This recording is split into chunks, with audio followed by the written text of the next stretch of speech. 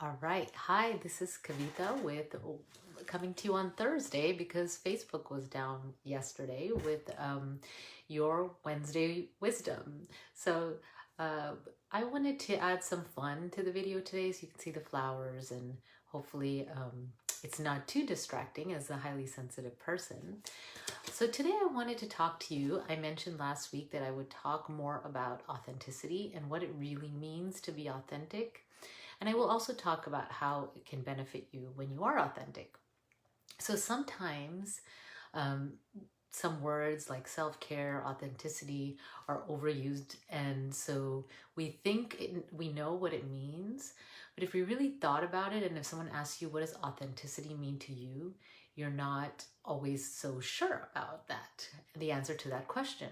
So the first thing I want to ask you is, what does authenticity really mean to you? So just take a moment and think about what's the first thing that comes to your mind when you think about being authentic. So what I'm going to talk about is what I believe will help you determine your level and your version of authenticity. So the first part of being authentic is separating what you believe that you should do or you're supposed to do or what society expects from you from the things that you really truly want to do. Those are the things that your heart is calling you to do, that you're excited about, or that you feel like you really want to do. So really think about how many things you say yes to or try to accomplish because you think that that is what is expected, what's normal, what the people around you are doing, and they seem to be happy and they seem to have things flowing. And think about what you really, really and truly want and the difference between those two.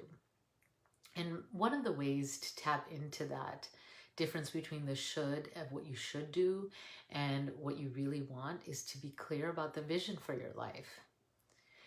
Oftentimes we don't take the time to sit and think about our vision.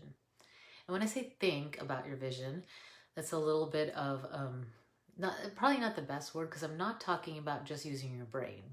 I'm talking about using your heart and your soul and really connect to what your vision is for your life. How do you want your life to feel? What are the ways that you want in your life? What are your values? Are your values freedom? So freedom, if that's one of your high values, then that should drive a lot of your decisions, right? It would also drive your career choices. It would drive how you want to work and what you're willing to do. So those are the first few pieces and advice that I have for you of how to be clear about how you can be authentic, and going and separating the shoulds from what you believe, the shoulds from what you really want and your true vision. And so when you're clear about this vision, it benefits you by you are able to make a decision that's in alignment with you. Because what do you normally do when you're trying to make a decision? Do you go and ask other people for advice? Do you do exhaustive searches on the internet? Do you see what other people are doing? Do you sit around and worry about all the choices? So really think about, how is it that you normally approach making a decision? And I'm going to encourage you to see how it would benefit. Really sit in and think about, if you have a vision of what you want your life to be, you know the overarching feeling of what you want, then it would be much easier to make a decision, because you get to see if that falls in the line with your vision. You have an opportunity or two opportunities or four opportunities in front of you, or four roads to pick from, or four choices. And so you get to decide what you want to pick. And instead of going out and asking a bunch of people for their advice, instead of going out and doing a bunch of research, you can go to your vision and say, well, what fits my vision? And if it's still not clear, that if you need more information about it, not information on people's decision about it, but information about it, then you can do some research and check back in to see if it's in alignment with your vision. It's often something that we do where we keep searching and searching, and we're in indecision. And so, as you may have heard, that being an indecision is also a decision. And so I am going to encourage you this week to really think about what your vision is for your life and how you can be authentic. So I'll give a quick story. As I am growing in my business, this is not my first business.